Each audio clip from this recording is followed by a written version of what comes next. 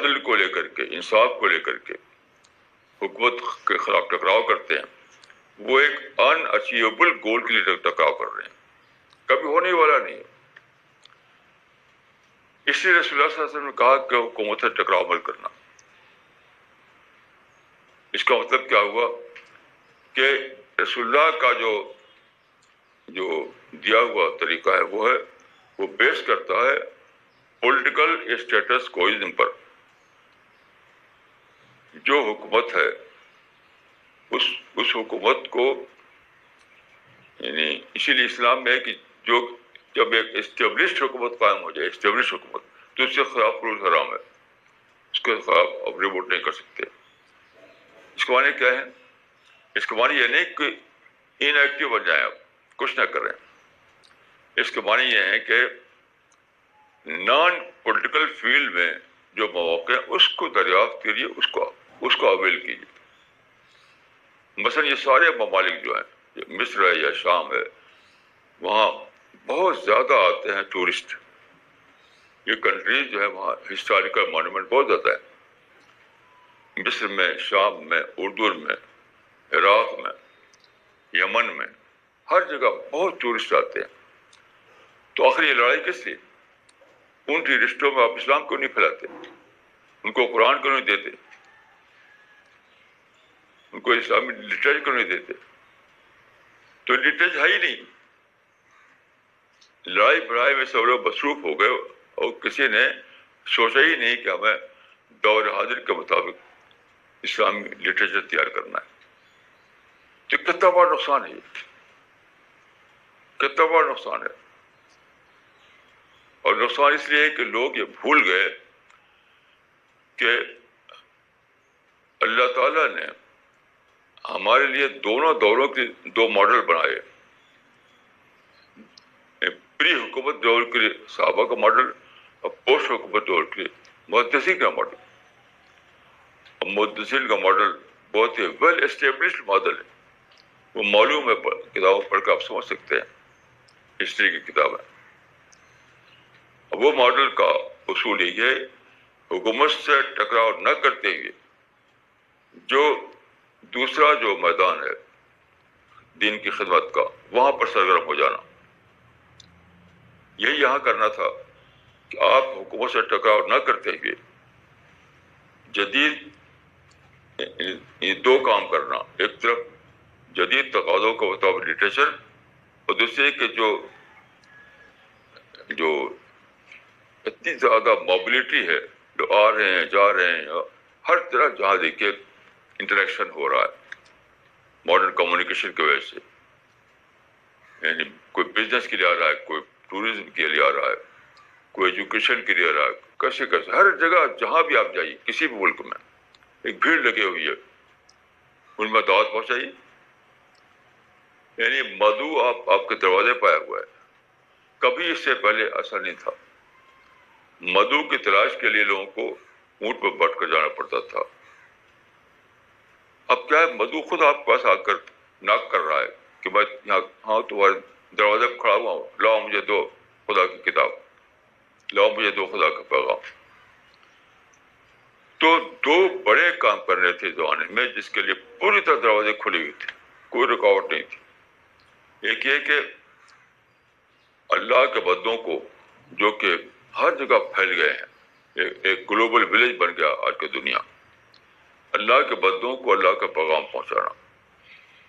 اور دوسری بات یہ کہ جدید تقاضوں کے مطابق لٹریچر تیار کرنا، نہ یہ کام ہوا نہ وہ کام ہوا۔ کیوں؟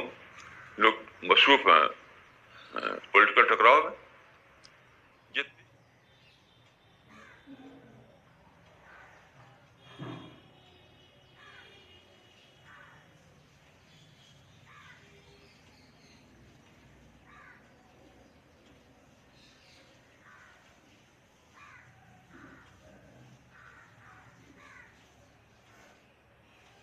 میں بھی اسپریچولیٹی کو مانتا ہوں، بلکہ ہمارا مشن جو ہے وہ اسپریچولیٹی کا مشن ہے، لیکن ہماری وہ اسپریچولیٹی جو ہے وہ مائنڈ بیسڈ ہے، وہ ہارٹ بیسڈ نہیں ہے۔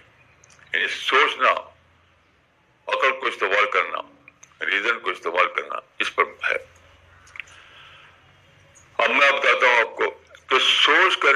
طریقے سے لو کلچر کی آئیڈیالوجی دریافت ہوتی ہے سوچنے سے، جو کہ دل میں میڈیٹیشن سے حاصل نہیں ہوتی. وہ کیسے؟ آپ جو کچھ دنیا میں آپ جی رہے ہیں، آپ ایک گھر بناتے ہیں، ایک کپڑا پہنتے ہیں، آپ کیمرہ استعمال کرتے ہیں، یعنی ہزار آئٹم ڈیلی آپ استعمال کرتے ہیں. وہ کیسے ملا آپ کو؟ جو پوری انسانیت نے کام کیا تب ملا. پوری انسانیت لگی ہوئی تھی کہ آپ کو اس لیے ملا. مثلا یہ کپڑا آدم نہیں لے کے آئے تھے، انسان نے ہزاروں سال میں اس کپڑے کو اس کا ڈسکور کیا. پہلے کیا کرتا ہوتا تھا کہ وہ قرآن میں ہے کہ وَاتَّفَقَا يَخْصَفَانِ عَلَيْهِمَا مِنْ وَرِقِ الْجَنَّةِ، کہ آدم درخت کے پتوں سے اپنے کو ڈھانپنے لگے. دعا کے درخت کے پتے لباس کا کام کرتے تھے. کھال یا چمڑے سے آدمی بدن ڈھانپنے لگا. بہت دنوں کے بعد یہ ممکن ہوا کہ آدمی یعنی کلاس بل بنائے، اس طرح کپڑے تیار ہو. تو جب آپ یہ کپڑا اوڑھیں تو آپ یاد کریں کہ ہزاروں سال سے انسان جو ہے مشقت کر رہا تھا، دریافت کر رہا تھا، قربانیاں دے رہا تھا تاکہ میرے لیے ایسا کپڑا وجود میں آئے.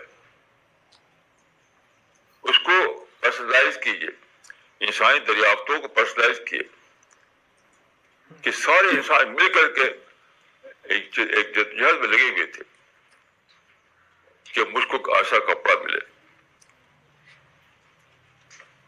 تو کتنا زیادہ آپ کے دل میں ایک بے پناہ جذبہ لو کا آئے گا ساری انسانیت کے لیے.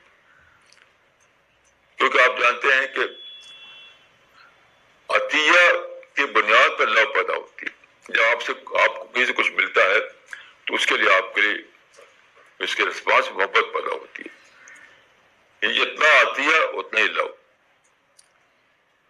جتنا جیسا ملتا ہے آپ کو اتنا ہی زیادہ آپ کے اندر محبت کے جذبات ابھرتے ہیں.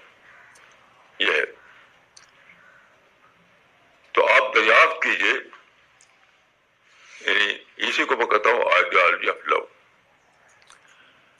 اب میں یہ دیکھیے، یہ گلاس ہے، یہ گلاس میں پانی ہے. میں نے اپنے بچپن میں وہ زمانہ دیکھا ہے، خود میں نے، کہ پانی پینے کے لیے لوگ کیا کرتے تھے، ایسے پانی پیتے تھے، اس کو کہتے چلو، ایسے پانی پیتے تھے.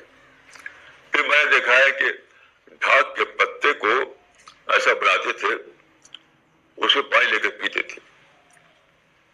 یہ سب میری آنکھوں کے سامنے کی باتیں ہیں. پھر میں نے دیکھا کہ مٹی کے کودے، لکڑی کے برتن، ٹین کے، المونیم کے، اس طرح بہت دنوں کے بعد یہ ممکن ہوا کہ ایسا شیشے گلاس بنے اور اس میں آدھی پانی پیے. تو جب میں پانی پیتا ہوں تو پوری تاریخ میں یاد آتی ہے کہ میرے لیے کہ مجھے ایسے ایک گلاس میں پانی پینے کو ملے، ہزاروں سال سے انسان محنت کر رہا تھا. تو میرے دل میں انسان کے لیے محبت کا، خیرخواہی کا ایک سمندر رواں ہو جاتا ہے.